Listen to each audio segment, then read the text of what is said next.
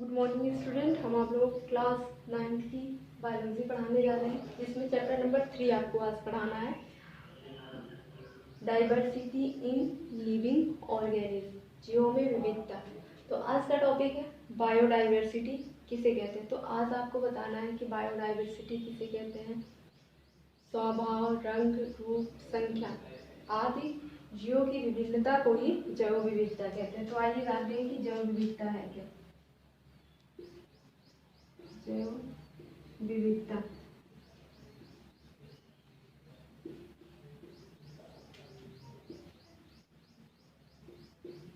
Bio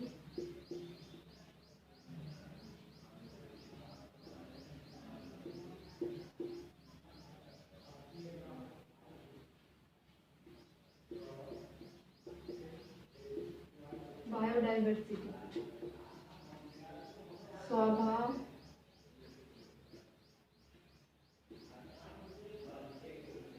रंग, रूप, संख्या। तो क्या है जैव विविधता किसे कहते हैं। स्वभाव, रंग, रूप, संख्या आदि जीवों की विभिन्नता, आदि जीवों की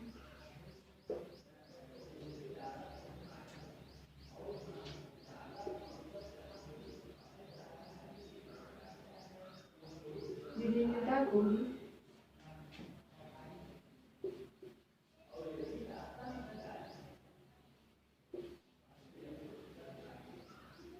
जैव विविधता कहते हैं।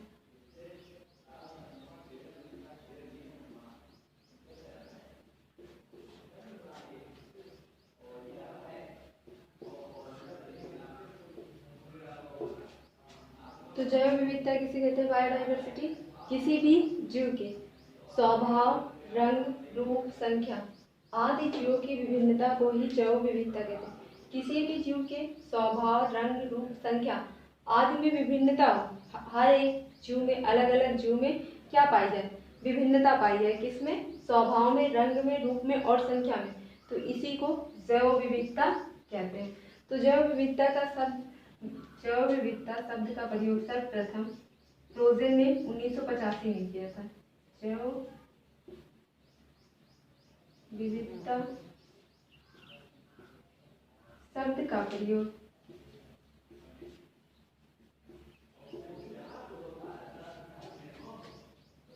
सर्वप्रथम रोजेन ने कब किया, 1985 में किया था। तो जैव विविधता स्वभाव, यहाँ से लेते हैं। जैव विविधता किसे कहते हैं। जीवों के स्वभाव, रंग, रूप, संख्या आदि की विभिन्नता को ही क्या कहते हैं, जैव विविधता कहते हैं। और जैव विविधता शब्द का प्रयोग सर्वप्रथम रोजेन ने किया था 1985 में। तो ये था जैव विविधता। अब आपको पढ़ना है कि क्लासिफिकेशन किसे कहते हैं, वर्गीकरण किसे कहते हैं।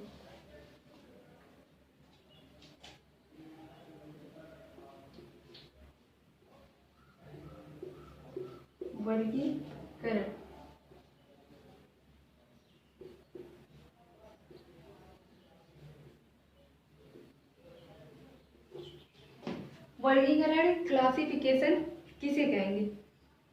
जीवों को पहचानना, उनका सही वैज्ञानिक नाम देना और उनकी समानता और असमानता के अनुसार उनका अध्ययन करना ही क्या कहलाता है, वर्गीकरण कहलाता है। जीवों को पहचानना,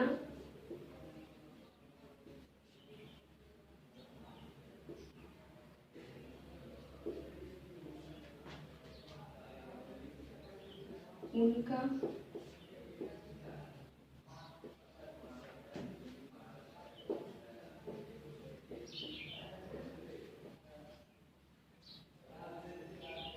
जीवों को पहचानना, उनका सही वैज्ञानिक नाम देना, वैज्ञानिक नाम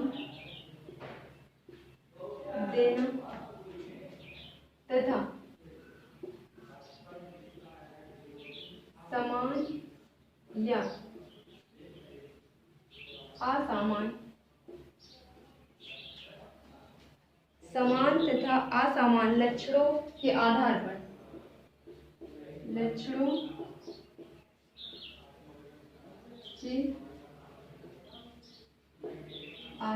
पर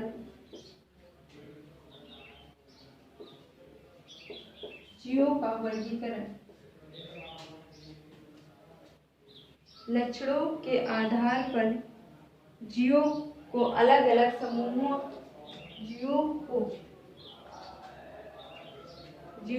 अलग अलग समूहों अथवा वर्गों में रखना ही वर्गीकरण कहलाता है। अलग अलग समूहों में रखना वर्गीकरण कहलाता है।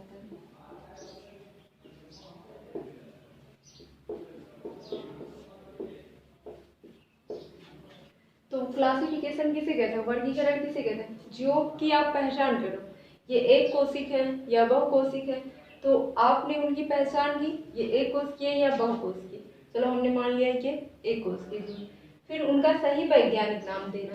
जैसे एक कोशिकीय में कौन आ रहा है, पैरामीशियम, तो आप उसको पैरामीशियम नाम दीजिए तथा उनकी समान या असमान लक्षणों को देखिए उनमें कौन कौन से लक्षण है जो दूसरे जीवों में आ रहे मिल रहे हैं हमको। कौन से जीव ऐसे हैं जो इसके समान है और कौन से जीव हैं जो पैरामीशियम के समान नहीं है। तो उनके लक्षणों के आधार पर जीवों को अलग अलग समूहों में रखना। जैसे पैरामीशियम को आपने अलग रख दिया, पैरामीशियम को आपने प्रोटोजोआ संघ में रखा और पोरीफेरा संघ में आपने साइकॉन को रख दिया। तो इन दोनों को अलग, पैरामीशियम और साइकॉन को आपने अलग अलग समूहों में रखा। एक को प्रोटोजोआ संघ में रखा है और दूसरे को पोरीफेरा संघ में रखा है। किस लिए? क्योंकि पैरामीशियम जो होता है वो सिलिया के द्वारा गमन कर रहा है, लेकिन जो साइकान होते हैं पोरीफेरा संघ में जो जंतु आते हैं वो गमन नहीं करते, एक स्थान से दूसरे स्थान तक नहीं जाते। तो हमने उनकी समानता और असमानता को देखकर उनको अलग अलग समूहों में रखा है। तो इसी को क्या कहते हैं, वर्गीकरण कहते हैं। जैसे अभी हमने बताया कि प्रोटोजोआ एक क्या है, संघ है, फाइलम है। तो हम इसके समानता देखेंगे। दूसरा संघ हमने बोला पोरीफेरा, तो पोरीफेरा भी एक संघ है। तो हम पोरीफेरा, प्रोटोजोआ में हमने ले लिया पैरामीशियम और इसमें ले लिया हमने साइकॉन।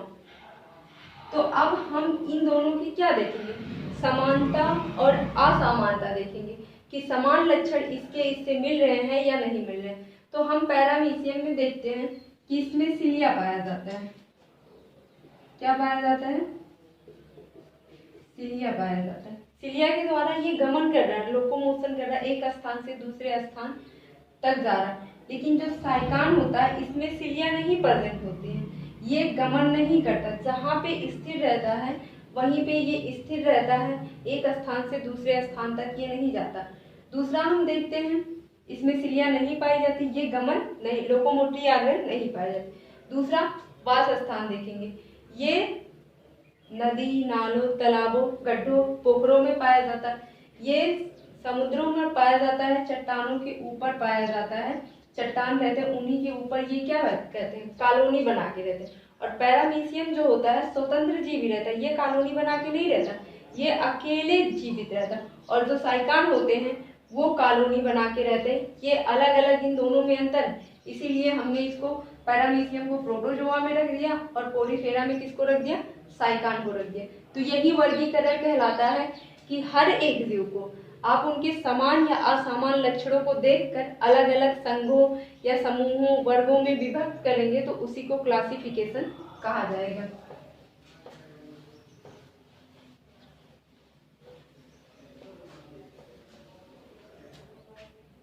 अब आपको पढ़ना है कि वर्गीकरण, आपने पढ़ा कि वर्गीकरण कैसे दिया गया, समान और असमान लक्षणों को देखकर दिया गया। इस समान असमान लक्षणों को के कारण उनको अलग अलग समूहों में रख दिया।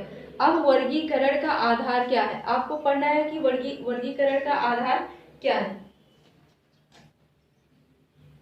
वर्गीकरण का आधार, तो वर्गीकरण का आधार क्या है, बेसिस ऑफ क्लासिफिकेशन।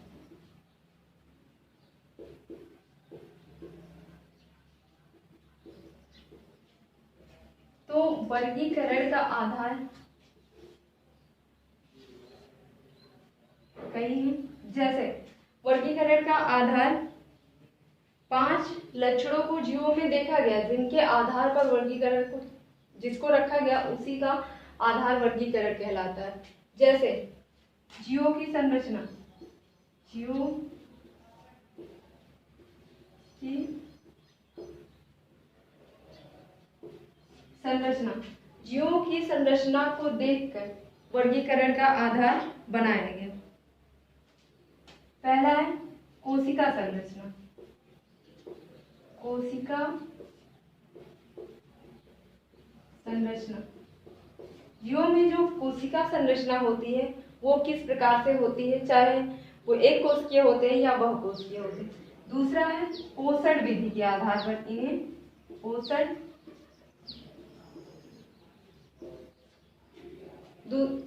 तीसरा है पोषण विधि के आधार, चौथा है शारीरिक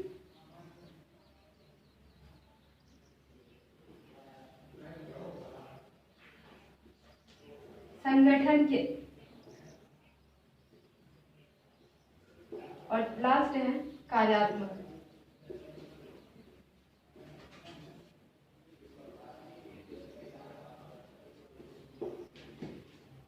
जीवों का वर्गीकरण किस प्रकार किया गया, कोशिका की संरचना को देखकर, शरीर संरचना उसका देखा गया,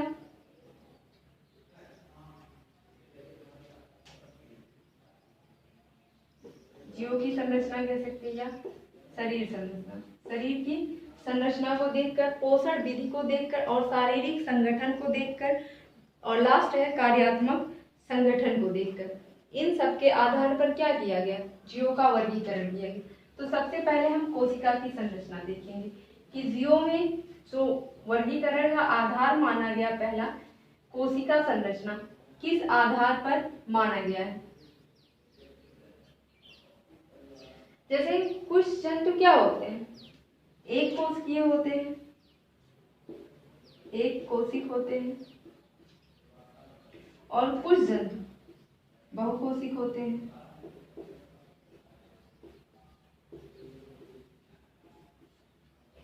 तो इसको देख के कोशिका की संरचना दिया गया।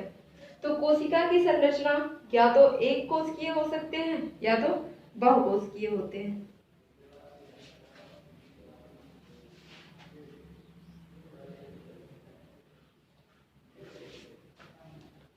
तो इसमें ये भी आता है प्रोकैरियोटिक है या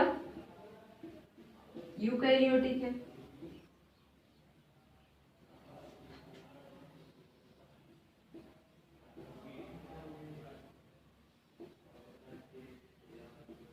इसको भी देखकर दिया गया। तो कोशिका की संरचना जिसमें एक कोशिका होगी, जैसे ये क्या है, एक कोशिका है। तो जिस किसी जीव में सिर्फ एक ही कोशिका पाई जाती है, उनका जीवन का प्रारंभ एक कोशिका से प्रारंभ होकर और एक ही कोशिका में पूरा हो जाता है, उन्हें एक कोशिक जीव कहते हैं। और बहुकोशिक किसे कहते हैं, बहुकोशिक में जीवों में कई कोशिकाएं होती, एक कोशिकाएं नहीं, मल्टी सेलुलर होते हैं। इसी टाइप की संरचना इनमें बहुत सी पाई जाएगी, उन्हें बहुकोशिक कहते हैं। और एक अंतर ऐसा होता है, जैसे आप एक कोशिकीय बहुकोशिकीय में आपको अंतर पूछ लिया कोई, कैसे करेंगे। तो एक कोशिकीय जो होते हैं नग्न आंखों से नहीं देख सकते, और बहुकोशिक जीवों को आप नग्न आंखों से देख सकते हैं।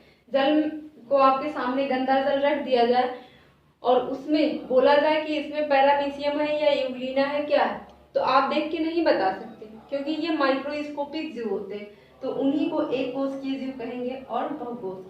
और बहुकोशिकीय किसको कहेंगे? जिन्हें हम देख सकते हैं। जैसे मानव क्या है? बहुकोशिक जीव है। उनके शरीर की संरचना बहुत सारी कोशिकाओं से मिलकर बनी है, तो उन्हें बहुकोशिक जीव कहते हैं। तो अब आता है प्रोकैरियोटिक और यूकैरियोटिक। प्रोकैरियोटिक और यूकैरियोटिक क्या है? प्रो मतलब होता है प्रिमिटिव, या कह सकते हैं प्राचीन।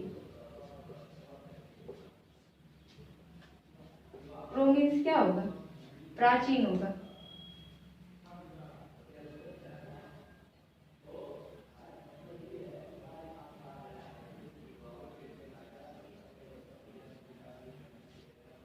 और कैरियन मीन्स क्या होगा? केंद्रक होगा। जिसमें बहुत प्राचीन टाइप का केंद्रक पाया जाता है उसे प्रोकैरियोटिक कहते हैं, और जिसमें सत्य केंद्रक पाया जाता है, सत्य केंद्रक पाया जाता है, उसे क्या कहते हैं? यूकैरियोटिक कहते हैं। यू मीन्स क्या होता है? सत्य होता है। कैरियंस मीन्स न्यूक्लियस या केंद्रक होता है, तो इसे कहेंगे। तो हम देखते हैं कि प्रोकैरियोटिक और जो यूकैरियोटिक जीव होते हैं उनकी संरचना कैसे होती है।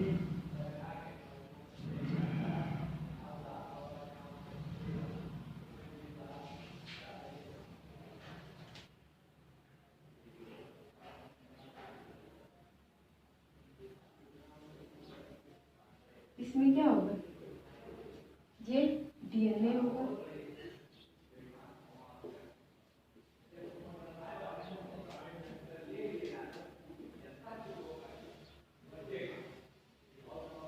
न्यूक्लियस में क्या होता है? डीएनए होता है, और यहाँ पे न्यूक्लियस अब्सेंट होता है। यहाँ पे जो न्यूक्लियस अब्सेंट होता है, आपको बताया प्रो मीन्स प्रिमिटिव, बहुत प्राचीन टाइप, कैरियंस मीन्स न्यूक्लियस इसमें अब्सेंट होती है, और इसमें मीसोसोम्स पाया जाता है, 70s राइबोसोम्स पाया जाता है।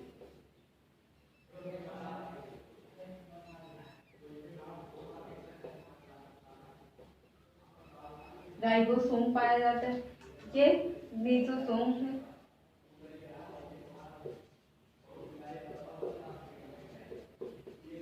क्या है? मीसोसोम है।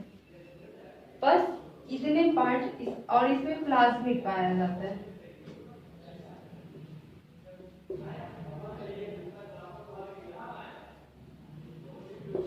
और इसमें प्लाज्मिड की उपस्थिति, जो प्रोकैरियोटिक होते हैं उनकी संरचना इस प्रकार होती है। इसमें मीसोसोम्स होता है। मीसोसोम्स का क्या कार्य होता है? मीसोसोम्स श्वसन का कार्य करता है। एक कोश की प्रोकैरियोटिक जीव होते हैं उनमें मीसोसोम श्वसन की कार्य करता है, जिस तरह और इसमें झिल्ली युक्त कोशिकांग नहीं पाए जा रहे। आप देख रहे हैं जो इसमें डीएनए है किस प्रकार न्यूक्लियस के अंदर नहीं है। यूकैरियोटिक में कैसा होगा? जो डीएनए होगा, या क्रोमोसोम्स कह सकते हैं, इसे आप क्रोमोसोम्स भी कह सकते हैं। क्रोमोसोम केंद्रक के अंदर नहीं होगा, आवरण युक्त नहीं होगा, केंद्रक कला के अंदर नहीं होगा।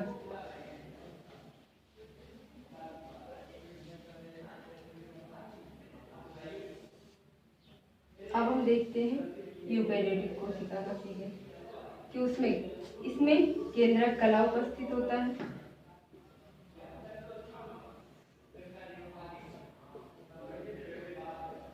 इसी केंद्रक कला के अंदर क्या होता है? क्रोमोसोम्स प्रेजेंट होता है, और इसमें आवरण युक्त झिल्ली युक्त क्या होते हैं? कोशिकांग होते हैं, जैसे माइटोकांड्रिया,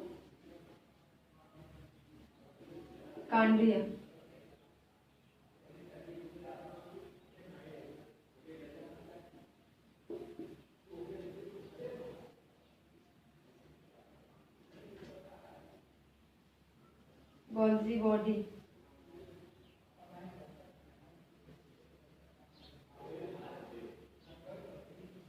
एंडोप्लाज्मिक रेटिकुलम,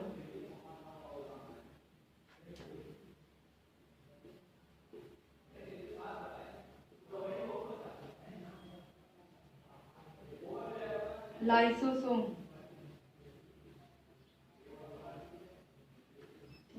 सारे ऐसे पार्टिकल्स होते हैं जो इसमें प्रेजेंट होते हैं। जैसे माइटोकॉन्ड्रिया क्या करेगा, शोषण का कार्य करता है इसमें, और यूकैरियोटिक प्रोकैरियोटिक जो होते थे उसमें शोषण का कार्य कौन कर रहा है, मेसोसोम्स कर रहा था। तो कभी कभी पूछा जाता है कि एक कोशिकीय और प्रोकैरियोटिक और यूकैरियोटिक में कौन सा ऐसा पार्ट है, दोनों में कौन से ऐसे भाग है जो शोषण का कार्य करते हैं, दोनों का कार्य समान होता है। तो माइटोकॉन्ड्रिया और मेसोसोम्स जो होते हैं उन दोनों का कार्य समतुल्य होता है, एक समान उनका कार्य होता है।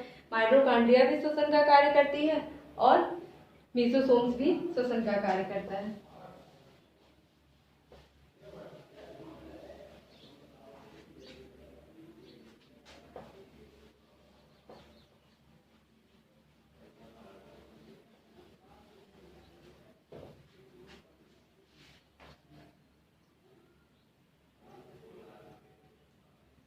अब दूसरा आपको देखना है शरीर की संरचना।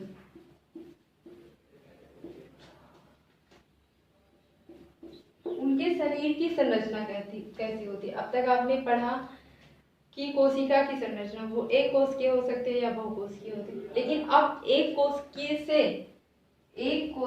जीव से एक कोशिक जीव से क्या होगा, बहुकोशिक जीव का निर्माण होगा।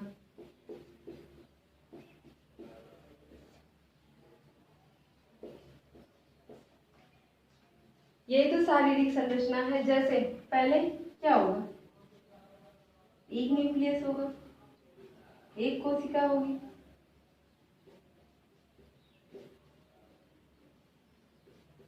फिर क्या बनाएगा,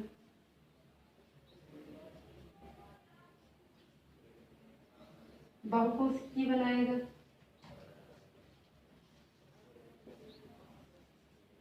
वन से। अब यहाँ पे क्या है,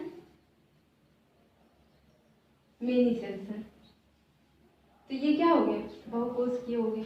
लेकिन बहुकोशिकीय से ही शरीर का निर्माण नहीं होता कि एक सेल है तो क्या हो गया, एक कोशिकीय, मेनी सेल्स है तो बहुकोशिकीय होगा। तो इसकी निर्माण की क्षमता क्या होगी, कोशिकाएं क्या होंगी, विभाजन होती रहेंगी। अब क्या बनाएगा, ये सब मिलके टिश्यू बनाएंगे,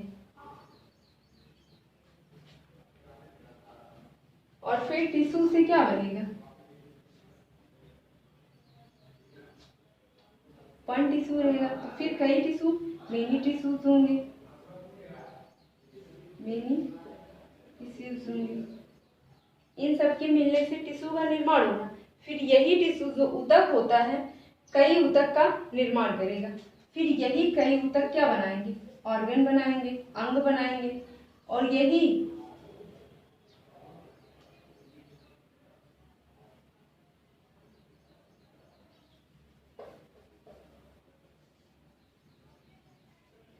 ऑर्गन बनाएंगे, और यही ऑर्गन क्या करेगा, ऑर्गन सिस्टम बनाएगा। धीरे धीरे कई ऑर्गन मिलकर क्या बनाएंगे, ऑर्गन सिस्टम का निर्माण करेंगे, और यही ऑर्गन सिस्टम क्या करेगा, एक फिर पूरी एक बॉडी का निर्माण करेगा, एक बॉडी डेवलप करेगा। वन सेल रहेगा तो इसे एक कोशिकीय कह सकते हैं। एक सेल से कई सेल्स का निर्माण होगा, क्या होगी ये, धीरे धीरे विभाजित होंगी, विभाजित होकर मेनी सेल्स बनाएंगी, और यही मेनी सेल्स क्या करेंगे, टिश्यू का निर्माण करेंगे। टिश्यू क्या होगा, अपने आप को विभाजित करके कई टिश्यू का निर्माण करेगा, और यही कई टिश्यू मिलकर क्या बनेंगे, ऑर्गन बनेगा, अंग तंत्र बनेगा, और यही एक अंग बनेगा। स्पेशली मेनी टिश्यू से क्या बन रहा है, एक अंग बन रहा है, और एक अंग से ऑर्गन सिस्टम बन रहा, ऑर्गन सिस्टम बन रहा है तो अंग तंत्र का निर्माण हो रहा है, और यही अंग तंत्र मिलकर कई अंग तंत्र मिलकर हमारे पूरे शरीर का निर्माण करते हैं, पूरी बॉडी का निर्माण करते हैं। तो ये है शारीरिक संरचना।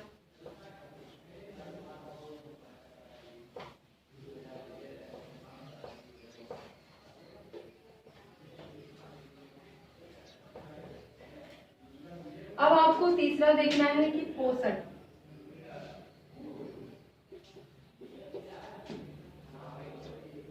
न्यूट्रिशन।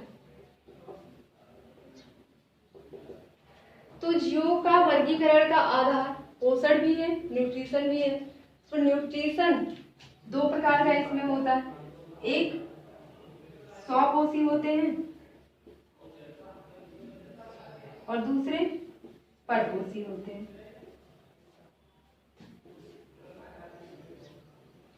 स्वपोषी का मतलब होता है वह जीव जो अपना भोजन अपने भोजन का स्वयं निर्माण करते हैं, जो अपने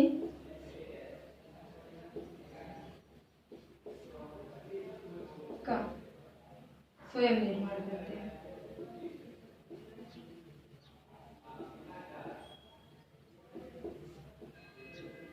उन्हीं को क्या कहते हैं? स्वपोषी। स्वपोषी में क्लोरोफिल प्रेजेंट होता है। क्लोरोफिल की उपस्थिति में यह प्रकाश संश्लेषण की क्रिया करती है और प्रकाश संश्लेषण की क्रिया के द्वारा ये अपना भोजन स्वयं बनाती है। इसमें अधिकतर कौन आता है? पेड़ पौधे आते हैं। जीव बहुत कम आते हैं कि वो स्वपोषी होते हैं। अब परपोषी किसे कहते हैं? वह जीव जो अपना भोजन स्वपोषी के ऊपर डिपेंड होके लेते हैं, निर्भर होकर लेते हैं, उन्हीं को परपोषी कहते हैं। जैसे कुछ पादप भी हैं, कीटभक्षी पौधे भी हैं, कुछ पादप और जीव जंतु।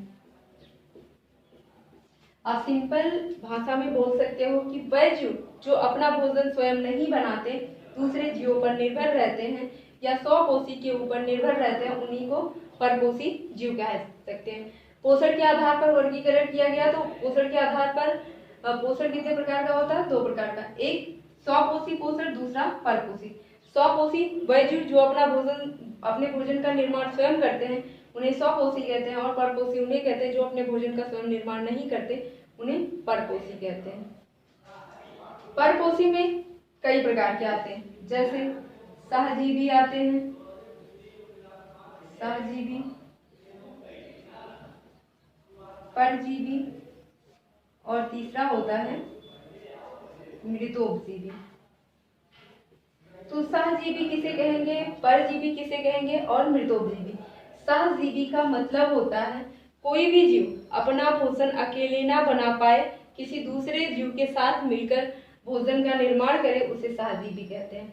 परजीवी किसे कहते हैं? वह जीव जो किसी भी जीव के ऊपर रहकर उसको बिना मारे अपना भोजन प्राप्त करता है, उसे परजीवी कहते हैं। मृतोपजीवी किसे कहते हैं? वह जीव जो मरे जीव या सड़े गले पर निर्भर रहता हो, उसे मृतोपजीवी कहते हैं।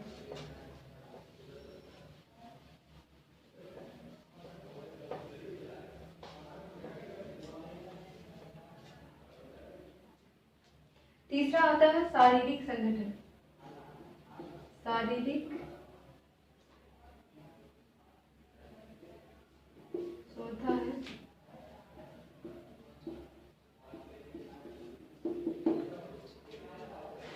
शारीरिक संगठन किसे कहते हैं? पादपों और जंतुओं में अलग अलग प्रकार का शारीरिक संगठन होता है। जैसे शारीरिक संगठन क्या होता है? पादपों में अलग प्रकार का पाया जाता है। पादपों में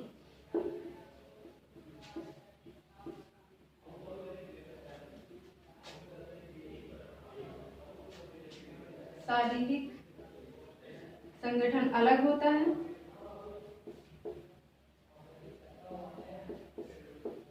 अलग प्रकार का होता है, और जंतुओं में अलग प्रकार का होता है।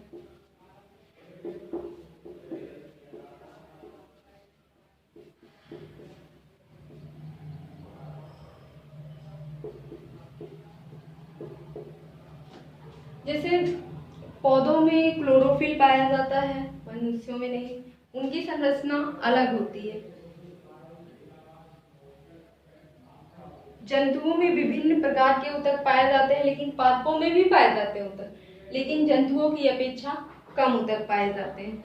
और जंतुओं के शरीर का संगठन अलग होता है और पादपों के शरीर का संगठन अलग होता है। अब लास्ट आपको पढ़ना है कार्यात्मक संगठन।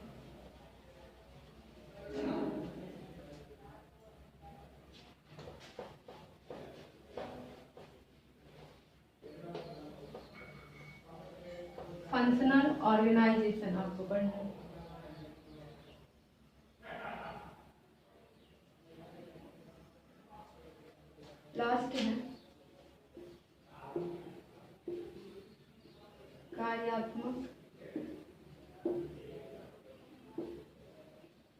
संगठन।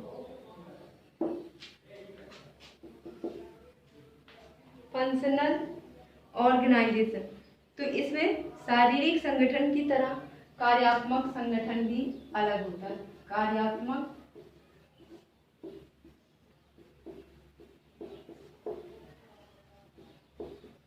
अलग होता है। चाहे जीव हो या पादप हो, उनका कार्यात्मक कार्य करने की कार्य करते हैं जो, उनका कार्यात्मक संगठन अलग होता है। मनुष्य कुछ अलग काम करते हैं और पौधे कुछ अलग काम करते हैं। जैसे मनुष्य क्या करते हैं, वातावरण में कार्बन डाइऑक्साइड की अधिकतम मात्रा छोड़ता है, और पौधे क्या करते हैं, ऑक्सीजन की मात्रा देते हैं और कार्बन डाइऑक्साइड का वो उपयोग करते रहते हैं भोजन बनाने में। जैसे कार्यात्मक संगठन में अगर देखा जाए, पौधों में उत्पाद नहीं पाए जाते। पौधे जो होते हैं एक स्थान से दूसरे स्थान तक नहीं जा सकते। पौधे एक स्थान पर स्थिर रहते हैं।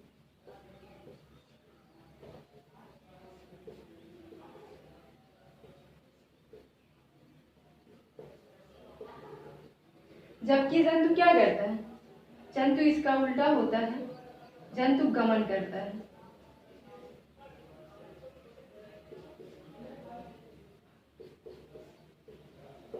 जैसे पौधे एक लिंग, पौधे जो होते हैं उसमें कई प्रकार से जनन होता है, अलैंगिक, लैंगिक और वर्धी जनन होता है। लेकिन अगर ह्यूमन में देखा जाए या जंतुओं में देखा जाए, अधिकतर जंतु क्या करते हैं, लैंगिक जनन करते हैं, वो एक लिंगी होते हैं। तो ये आपका था 5 वर्गीकरण का आधार।